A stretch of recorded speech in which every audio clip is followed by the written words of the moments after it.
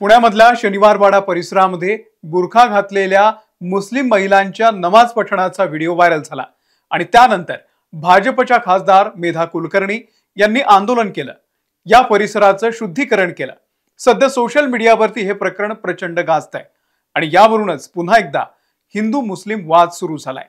ऐन दिवाळीच्या दिवसामध्ये दरवर्षी या न त्या कारणानं अशा पद्धतीनं सामाजिक तणाव निर्माण होत असतो किंवा तो केला जातो असं म्हणायलाही हरकत नाहीये।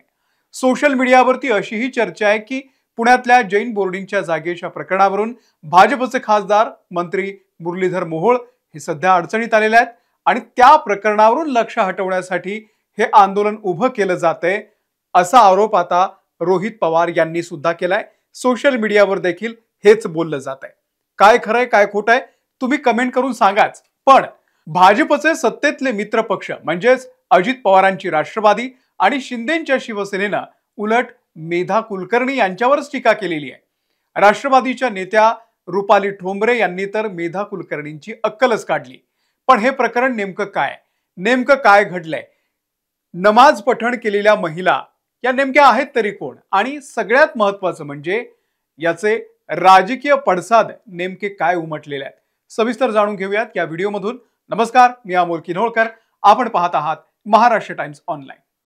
व्हिडिओच्या सुरुवातीला या प्रकरणातली एक महत्त्वाची अपडेट अशी आहे की शनिवारवाडा ही पुरातत्व सर्वेक्षण विभागाची वास्तू आहे। आपल्याला माहिती आहे पुरातत्व विभागाच्या अधिकाऱ्यांकडून काल रात्री या संदर्भात तक्रार प्राप्त झाली आणि त्यानंतर विश्रामबाग पोलीस ठाण्यामध्ये अज्ञात महिलांच्या विरोधामध्ये गुन्हा दाखल करण्यात आलाय। आता नेमकं काय घडलं होतं आणि त्यावरून कसा वाद सुरू झालाय ते पाहूयात। पुण्यामध्ये रविवारचा दिवस मेधा कुलकर्णी यांच्या आंदोलनानं वादळी ठरला। शनिवारवाडेच्या पटांगणामध्ये बुरखा घातलेल्या महिला या दुपारच्या वेळी नमाज पठण करत होत्या। हा व्हिडिओ सोशल मीडियावरती व्हायरल झाला आणि त्यानंतर वाद सुरू झाला। हा व्हिडिओ अनेकांनी सोशल मीडियावरती शेअर सुद्धा केलाय। मेधा कुलकर्णी यांनी सुद्धा या संदर्भातले जे व्हिडिओ आहेत ते शेअर केलेले आहेत आणि त्यानंतर मेधा कुलकर्णी शनिवारवाडा परिसरामध्ये पोहोचल्या। त्यांच्यासोबत पतित पावन संघटना आणि काही हिंदुत्ववादी कार्यकर्ते सुद्धा होते।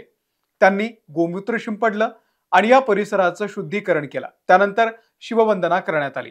पण आंदोलन इथेच थांबलं नाही। या आंदोलकांनी शनिवारवाडा परिसरात असलेल्या मजाराला सुद्धा विरोध केला। तसंच या परिसरात भगवा झेंडा लावू द्या अशीही मागणी आंदोलकांनी केली, पण पोलिसांनी त्यांना विरोध केला। त्यामुळे आंदोलक आक्रमक झाले आणि शनिवारवाडे परिसरामध्ये तणावाचं वातावरण दिसून आलं। मेधा कुलकर्णी म्हणाल्या की व्हायरल झालेला व्हिडिओ मी पुरातत्व विभाग आणि पुणे महानगरपालिका यांना पाठवलाय। हा प्रकार शुक्रवारी दुपारी 1:30 वाजता घडल्याचं सांगण्यात आलंय।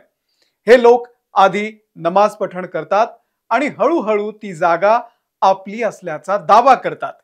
त्यांनी नमाज पठण घरी करावं। आम्ही या ठिकाणी शिववंदना केली आणि गोमूत्र शिंपडून शनिवारवाड्याचं शुद्धीकरण केलंय।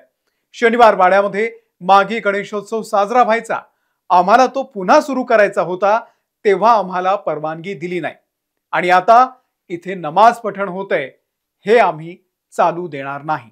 शनिवारवाडा ही ऐतिहासिक वास्तू पुरातत्व खात्याच्या ताब्यात आहे। आंदोलक इथे भगवा झेंडा फडकवण्याच्या तयारीत होते। हिरवा झेंडा फडकवला जातो, मग भगवा का नाही? अखेर आंदोलकांनी भगवा झेंडा त्या ठिकाणी फडकवलाच। भाजपचे आमदार नितेश राणे यांनी देखील या वादामध्ये आता उडी घेतलेली आहे। नमाज पढायला दुसरीकडे जागा नाहीये का? उद्या हिंदुत्ववादी कार्यकर्त्यांनी हाजी अलीला जाऊन हनुमान चालीसा म्हटली तर तुम्हाला चालणार आहे का?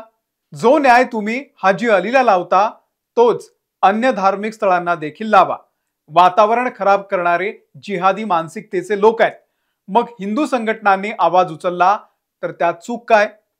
जो आवाज आमच्या कार्यकर्त्यांनी उचलला तो बरोबर आहे असंही त्यांनी म्हटलंय।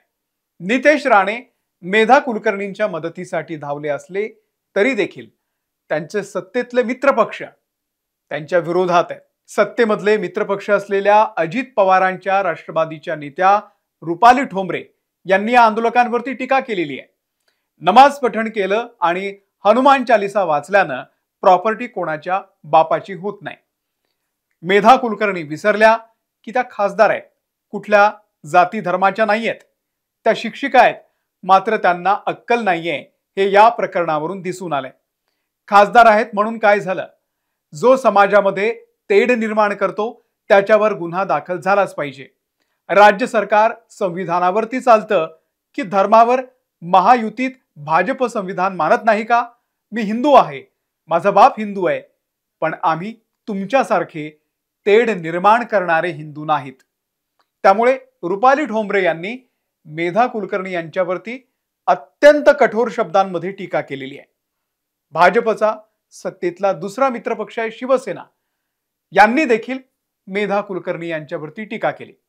शनिवार वाड्याच्या परिसरामध्ये पुरातत्व विभागाचे काही नियम मोडले असतील तर राज्य सरकार आहे, पोलीस आयुक्त आहेत, जिल्हाधिकारी सुद्धा अस्तित्वात आहेत आणि त्यामुळे इतर कोणीही आपण सरकार आहोत या थाटामध्ये वागू नये असा टोला विधान परिषदेच्या उपसभापती नीलम गोऱ्हे यांनी लगावलेला आहे।